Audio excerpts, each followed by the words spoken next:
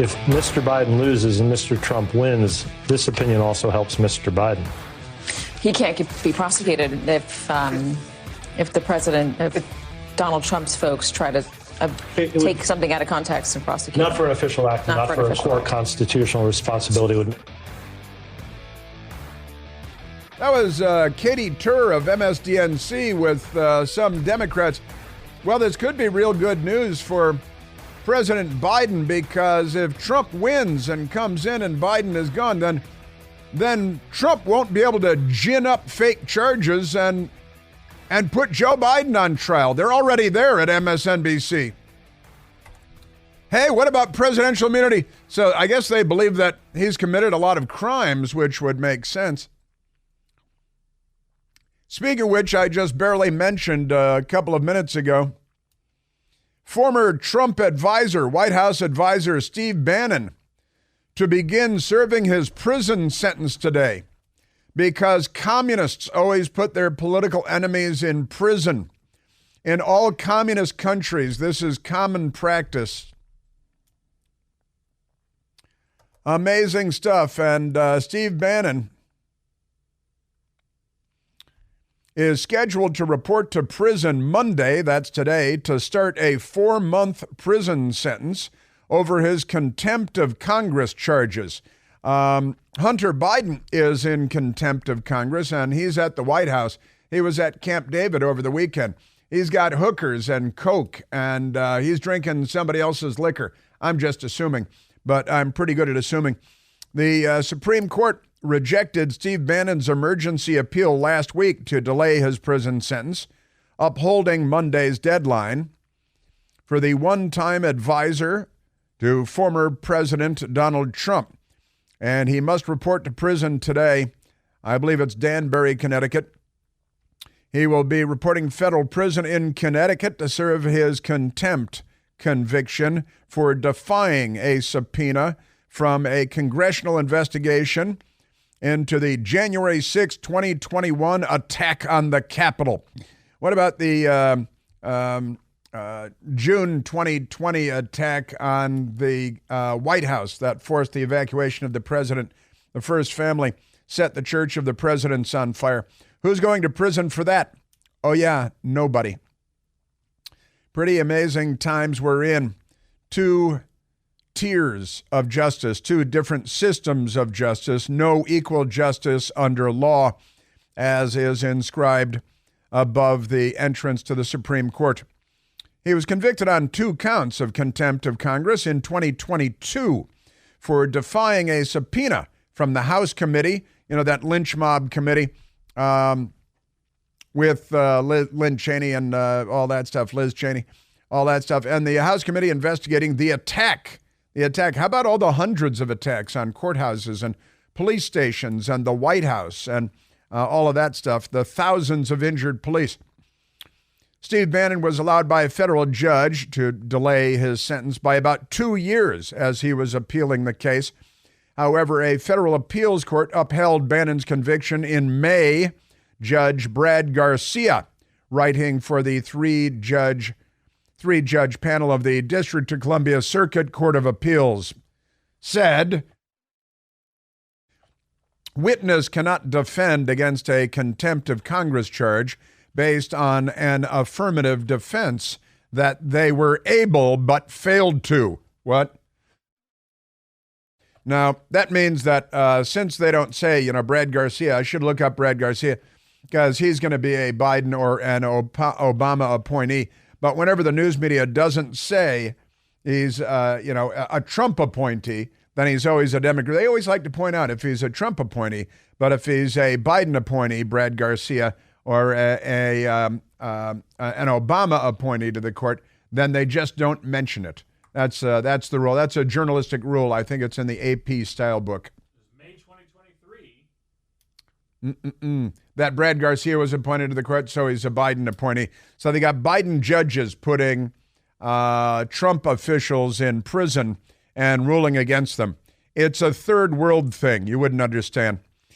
Steve Bannon will be the second former Trump White House aide to serve time in prison in connection with defying a subpoena from the House of Representatives January 6th committee Peter Navarro, former trade advisor to President Trump, began his 4-month prison sentence in March after his emergency appeal at the Supreme Court also failed. Bannon's appeal will continue to play out as he serves his prison sentence. It is not likely to be ruled upon until he has already served his full term and has been released. So you get the appeal vindication afterward. What office do I go to get my reputation back? But the Democrats, because they're the left, they're not liberals, they put their political enemies in prison. And they hate a lot of people. Hate is really the driving force of the Democrat Party in the United States because they're not liberals, they're the left. Just amazing stuff we have going on in the United States of America.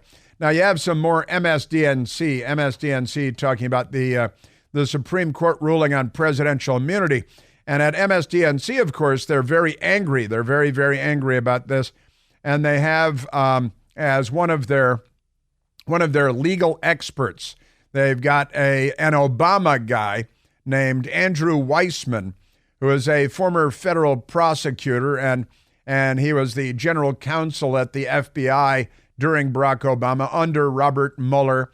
He is an anti-Trump leftist that they invite on naturally, of course.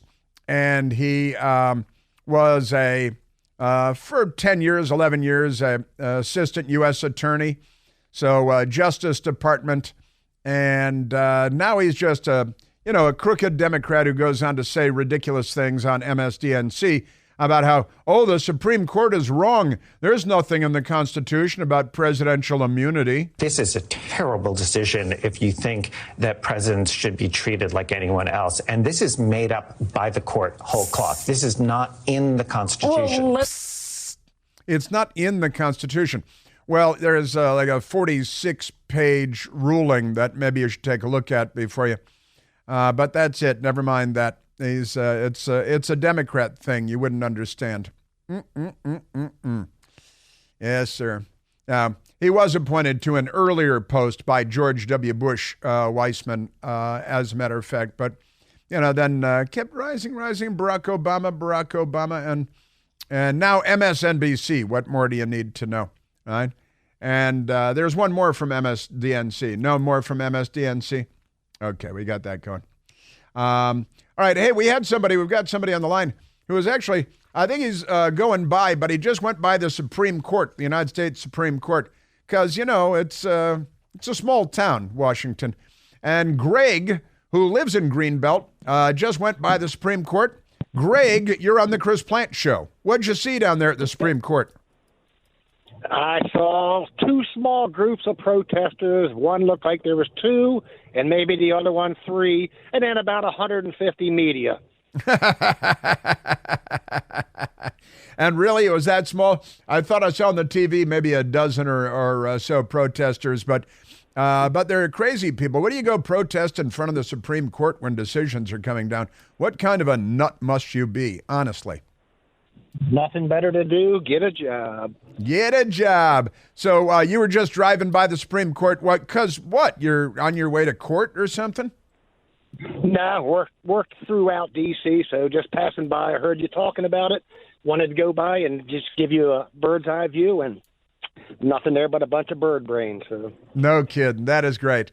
That is great. Well, I appreciate that, Greg. That's wonderful. He's driving. He's in D.C. He's listening to our humble radio broadcast. Say, talking about the Supreme Court, let's go by and take a look. That's fun. And then calls into the show. How great is that? It's wonderful. What a country we have here. Greg, thank you very much. That's great.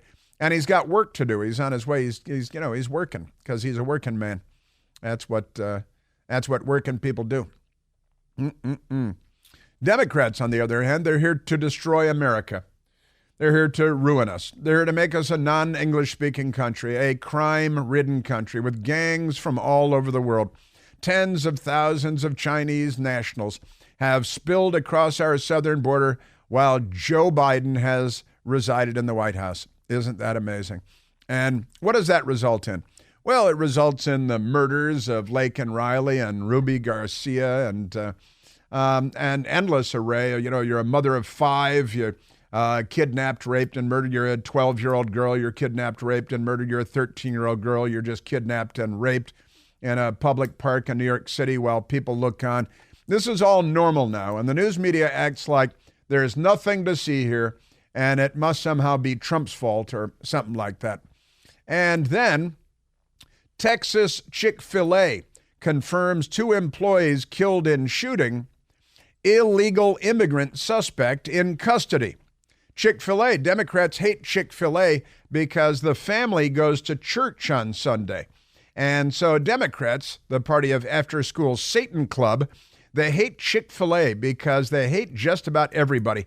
The more normal you are, the more they hate you. 2 Chick-fil-A employees were killed, murdered in a shooting at a restaurant in Irving, Texas.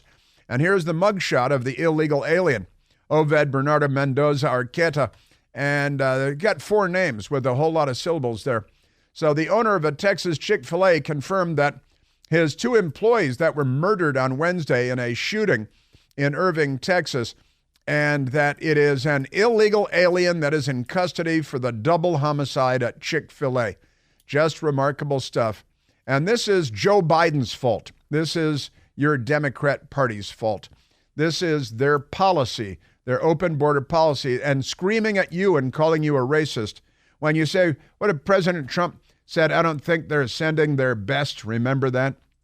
And the Democrats were furious with him, said it was racist to suggest that they weren't sending their best, like they are sending their best to come illegally into the country.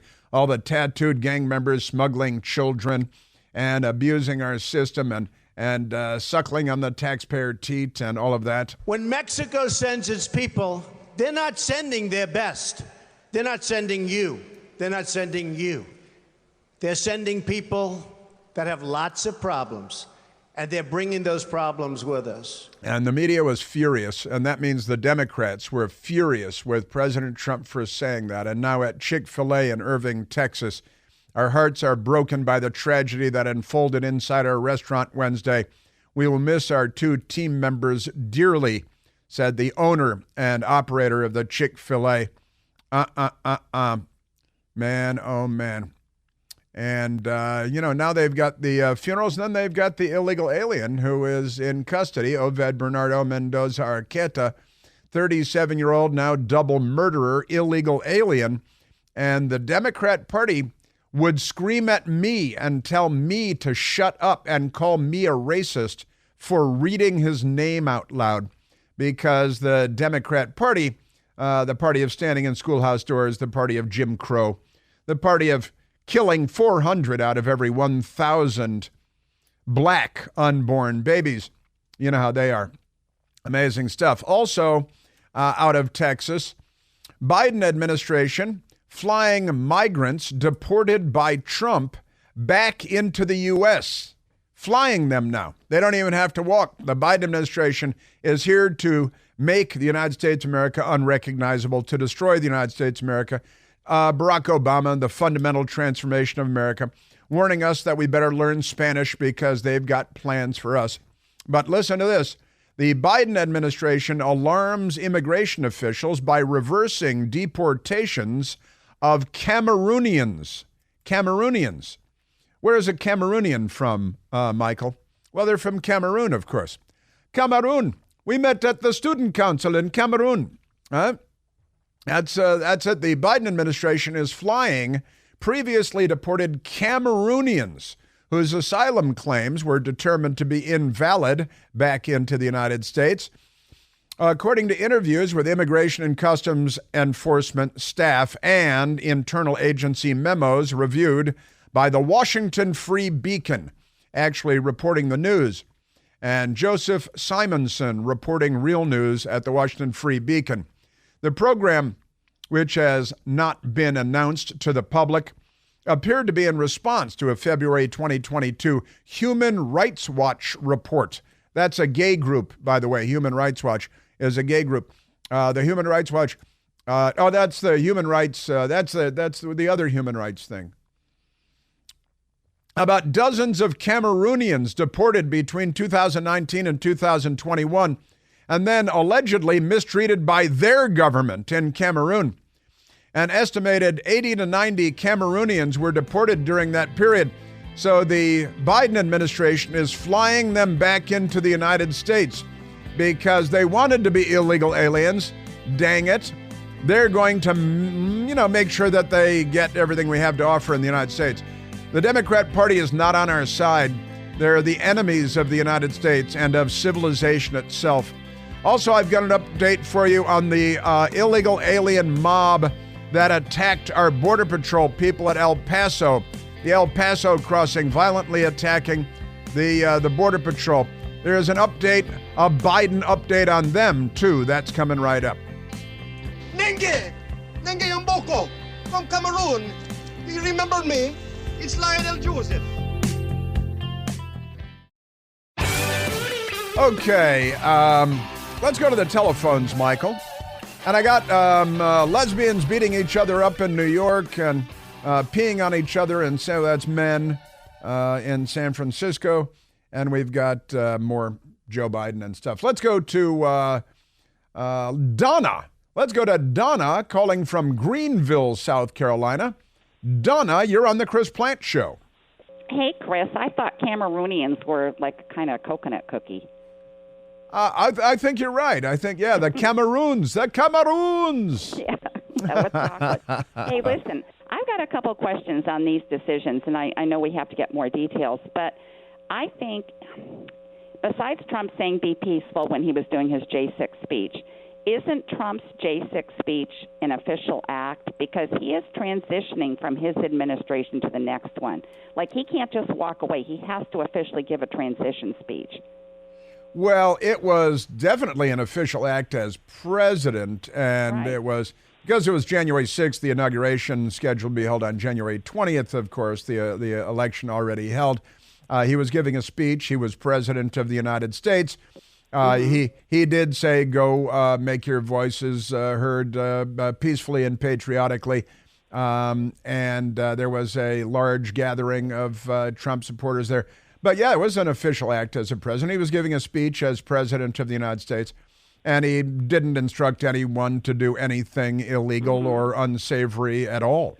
Mm-hmm. And he's still president. It's not like he's two different people where he's a president now, but he's not the president in another moment. He's still president the whole time, and I think that's a transitioning thing. So I think that's the weak spot if they try to make a distinction between official acts. He's still the president, and he's doing a transition speech. The other thing is, on free speech, how come the Supreme Court's supporting free speech on this one, but last week's decision, they ruled for big tech still being able to censor?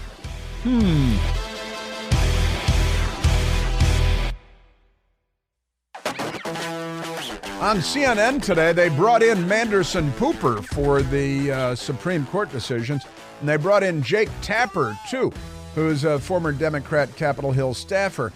And they had the communist, Van Jones. I kind of think once a communist, always a communist. And Van Jones in the 1990s proudly identified as a communist. And then the Anita Dunn and the Obama White House proudly brought him in, knowing that he's self-described as a communist, and knowing that Barack Obama's mentor as a teenager, Frank Marshall Davis, was a communist, knowing that Barack Obama made communist voter John Brennan the director of the CIA, and then the communist voter John Brennan tampered with our presidential election in 2020, running an information operation against the American people.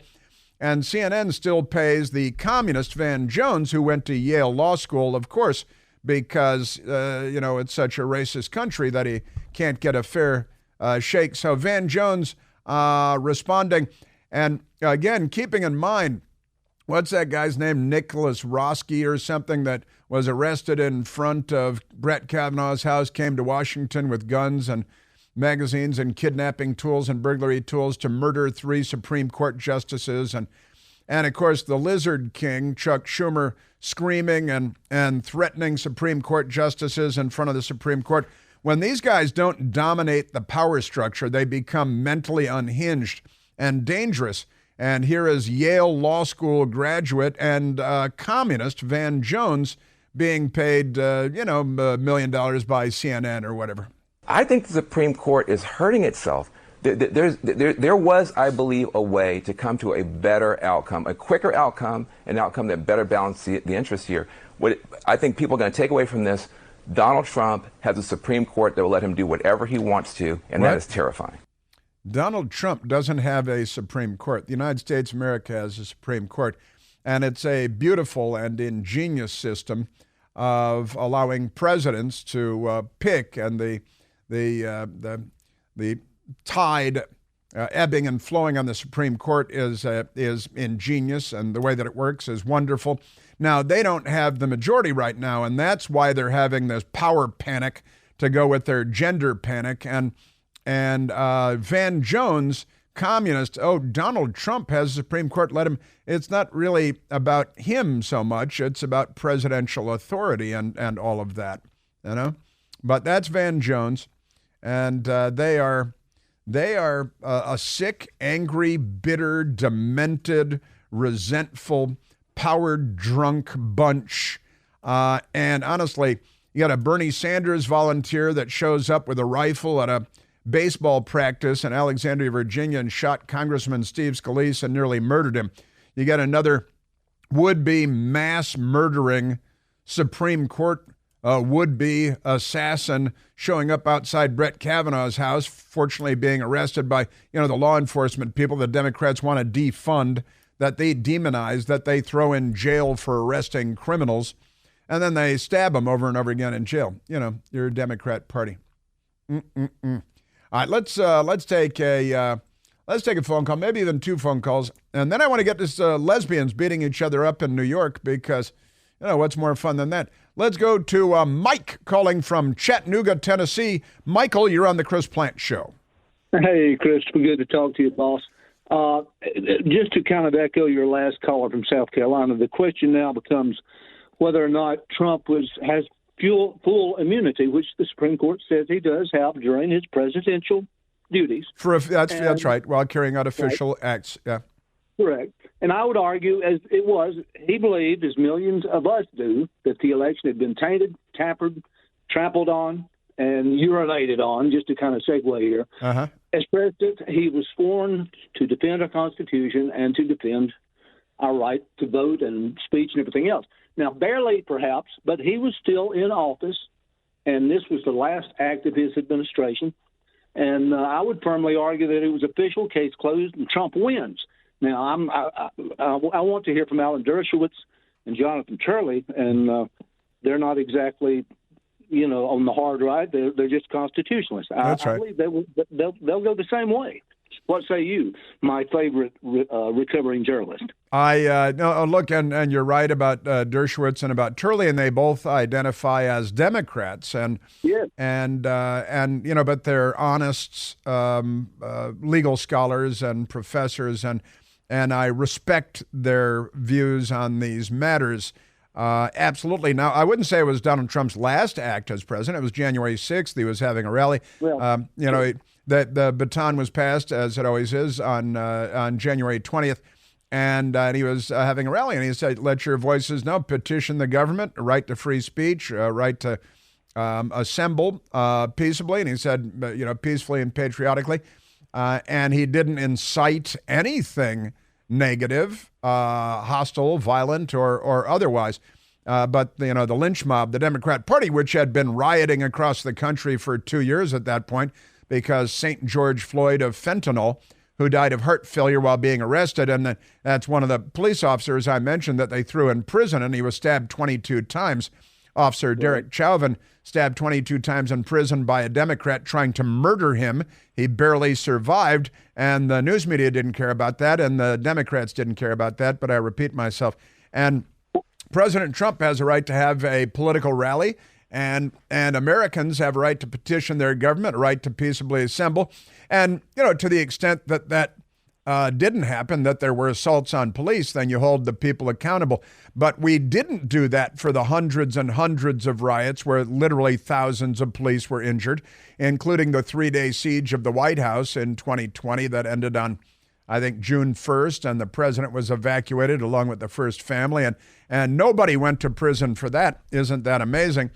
And if you're paying attention, we're in tough times, aren't we, Mike? terribly so. I keep telling my friends, pray for the republic, pray hard.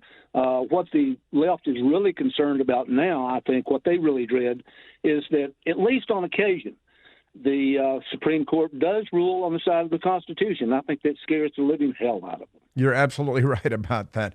100% right. Michael in Chattanooga, thank you very much. Very nice call. Now let's go to another call. Let's go to Lieutenant Colonel Joseph, calling from the Gulf Coast, which could be Florida. But Colonel, you're on the Chris Plant Show. Hey, thanks, Chris. Thanks for taking my call. I'm talking to you through WMAL via the vagaries of Al Gore's amazing internet. Peace be upon him. Yes. All right. Hey, first off, I have to admit, I'm very upset that the Biden administration is sending all these macaroons back to their home country. I mean, I don't know what's up with that. Well, now they're bringing them back in now, so they should be on the buffet table in no time at all.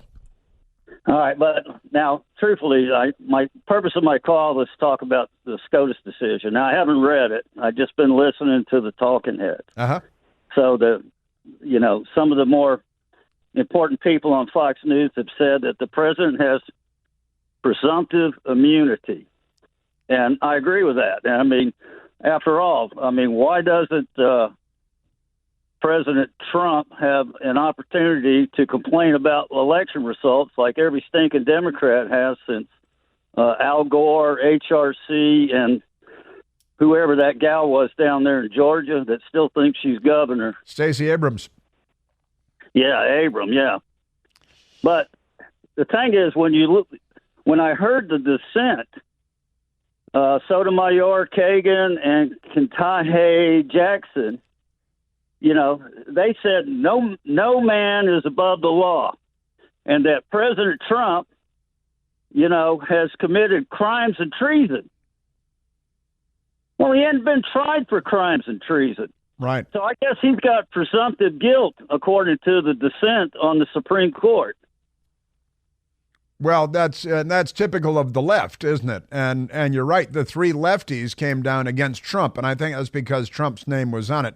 I think it had less to do with presidential immunity for the three lefties, who I have no confidence in at all. Sonia Sotomayor, who does look remarkably like Jake LaMotta late in his career, and Ketanji Brown Jackson, who doesn't know what a woman is, which is a pretty amazing thing, given that... I think it's a very exemplary DEI judicial opinion, Well, it is. I mean, of course, the Democrats pick everybody for everything for all the wrong reasons. That's why we have Kamala Harris as our vice president, and that it's about getting votes, and it's about securing power for the old white guy, for the crusty old white guy. And, the Democrats, again, they're the party of Jefferson Davis and the Confederate States of America. They're the party of every Jim Crow law. Ku Klux Klan. They created the KKK. Nathan Bedford Forrest was a big statewide leader. Sheriff Bull Connor was a big statewide leader of the Democrat Party, and on the list goes. In Alabama, we called them the Ku Klux Klan. The Q, got the Q, because they get in line. So you're in Alabama. You're not in Florida. Is that correct? No. I grew up in Alabama. I'm in an undisclosed location down here on the Gulf Coast, near where some of your other folks are hanging out. Very good, very good. And okay, and you're now retired. You come down here for a politics and a pint. You've already been invited, but I'm in a better location than Fort Walton Beach. I promise you. I love it. And you're now retired, 05, Lieutenant Colonel, and Army? That's correct. All right. Yeah, I've been all over the world, done a lot of things, and, I've got some good war stories, but no time for that now. Well, I would honestly love to have a politics and a pint there. Got some long necks on ice down there. I know it's too bad that Bud Light's out of the equation now, but no, I don't drink Bud Light. Yeah, it turns out there are a lot of other good beers. We drink 30A Blonde down here. Is that right? Well, yep. I'm willing to give it a try. I'm open to the prospect. That is wonderful stuff. We almost met once. Is that right? How's that? Well, it was. I think it was Greg Gutfeld's first book. Okay. And I was up there behind the Supreme Court in Breitbart's house. Yeah, I remember the Breitbart Embassy. It was called. Yeah. Yeah, I walked in. I got there late because traffic was bad, and everybody so got there late. And I saw you. We kind of our eyes glanced at each other, and I was looking at you, and I said, "I think I know that guy." And you were looking at me like, "Do I know this guy?" Which you didn't, but you had been on Fox at that point, and so I remember the event. Yeah, I do too. But we didn't get a chance to talk because I was hungry as hell. So I went over and grabbed the barbecue. Free food, you got free food. You got to get to the free food. Yeah, but I was standing behind Gutfeld. That's he was great. leaning over grabbing some barbecue. Yeah, well, you're behind Gutfeld. You're probably visible anyway because he's. He said, I don't want to say. I know. You know what I told him? I said, "Hey, man, I really like your sport coat." And I said, "Where can I get a small one like that?" So, little jokes. Colonel Joseph from the Gulf Coast at undisclosed location, Alabama, saluting you, Colonel. Great stuff. Fun. He's having a good time. See, here he's having a good time. He's fun. It's because he's an American. And Americans, we're good-natured people. We're on the side of good. Now, let's thank you, Colonel. Great stuff. Let's go to the lesbian riot in New York because this was a lot of fun. I didn't spot it till this morning, and I think my lesbian radar might have been down or something, my riot radar. But the New York Post has the story. Multiple brawls break out in chaotic scene inside Washington Square Park Pride celebration. There's a pride. When they say pride, they only mean gay pride. That doesn't mean American pride or the American flag or your family or even yourself, nothing at all. Multiple brawls and wild chaos engulfed Washington Square Park. They used to have public hangings in that park a long time ago.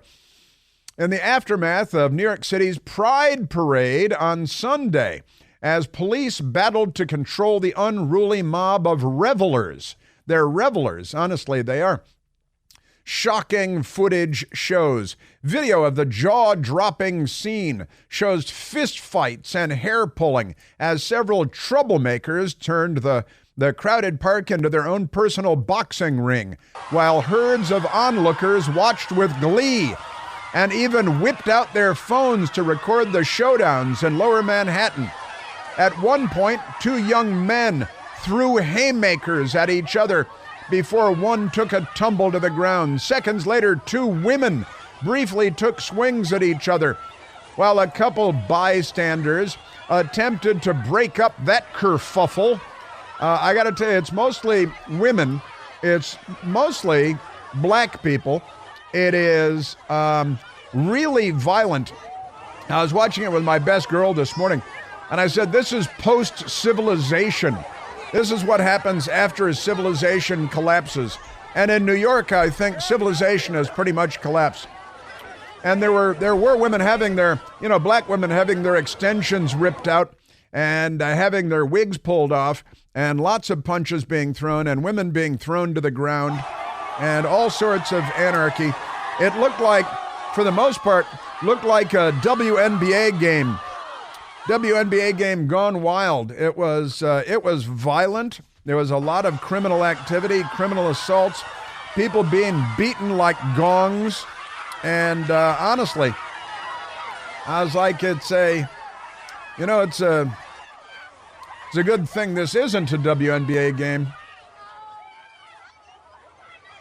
If Caitlin Clark had been there, she would have been thrown to the ground like these other. I saw this huge, gigantic black lesbian woman. It's a Pride Parade, throwing kind of a much smaller white woman to the ground. I said, look, looks like Caitlin Clark. This looks like a WNBA game that just moved outside.